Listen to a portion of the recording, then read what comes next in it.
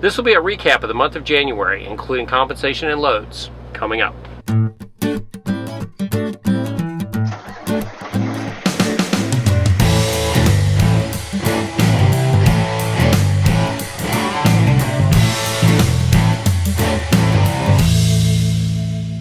It's important to remember that the month of January was my first full month with my own truck. I got my truck on December the 9th, and of course Christmas and the other holidays fell in there and kind of screwed up the month of December a little bit. So January was the first month that I was in my own truck.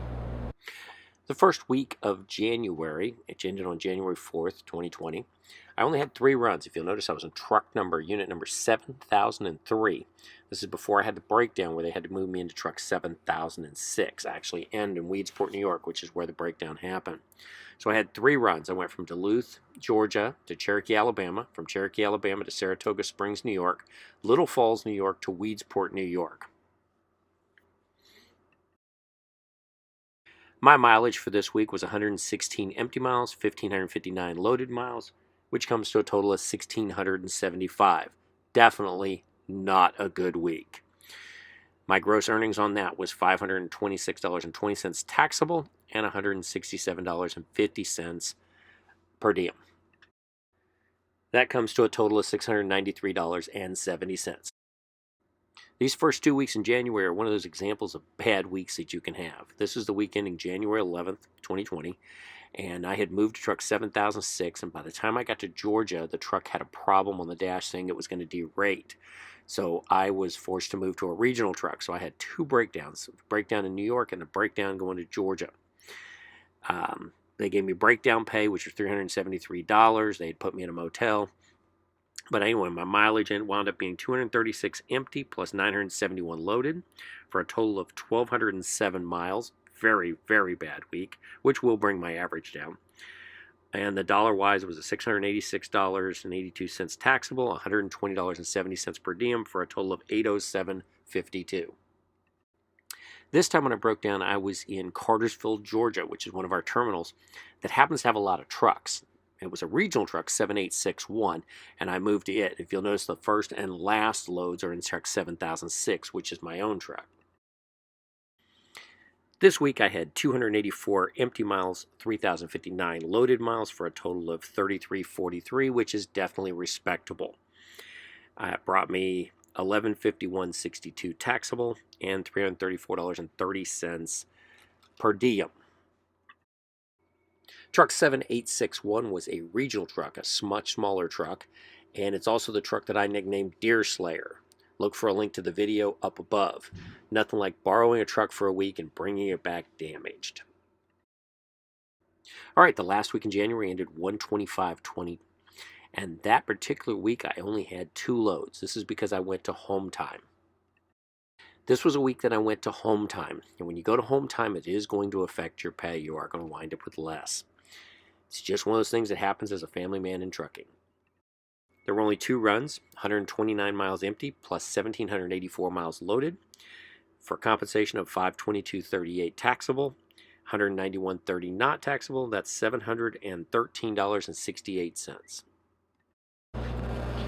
So during the month of January, I was actually in 3 different vehicles with Millis. The second time I had a breakdown, they immediately got me into a regional truck, kept me rolling because there were regional trucks available. That's something that's more readily available at a terminal like Cartersville than is at a terminal like Weedsport. Weedsport generally does not have very many extra vehicles, which is why I spent the week in a hotel. Keep in mind, 1 week or 1 month really does not give a great picture of what a trucking company pays. This is why I spreadsheet everything. Going over the spreadsheet for this particular month, there were 4 weeks in the month. There were a total of 13 trips, total of 8,138 miles. Came to a compensation of $3,448.52. Including all compensation and bonuses, I wound up with 626 average miles per trip, 2,035 average miles per week, actual compensation 42.4 cents per mile, 3.3 trips per week, and a gross per week of $862.13. After watching the video, I want to make sure everyone understands that that was a month of actual data. It was an actual month, not a setup month, not a cherry-picked month, not the best month that I could find to make Millis look good. I've only had my own truck since December the 9th.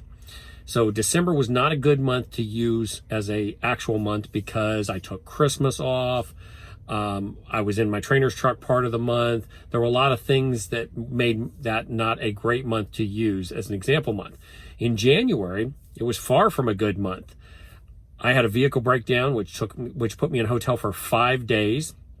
Company did put me up in a hotel, did give me the company car, and I got to see some things around New York, but it still affected the amount of mileage that I got that month because of that breakdown. I had another breakdown where they moved me to another truck. Now that breakdown, I moved to another truck relatively quickly, so it wasn't so bad. But again, this was an actual month, not a cherry-picked data month. I also drive a little different than most people. I go home for 3 days every 2 weeks. So every 2 weeks I'll go home. I'll put in for Saturday to go home on Saturday night and to come back out on Tuesday morning. Generally, my dispatcher tends to get me home Saturday morning, sometimes even Friday night.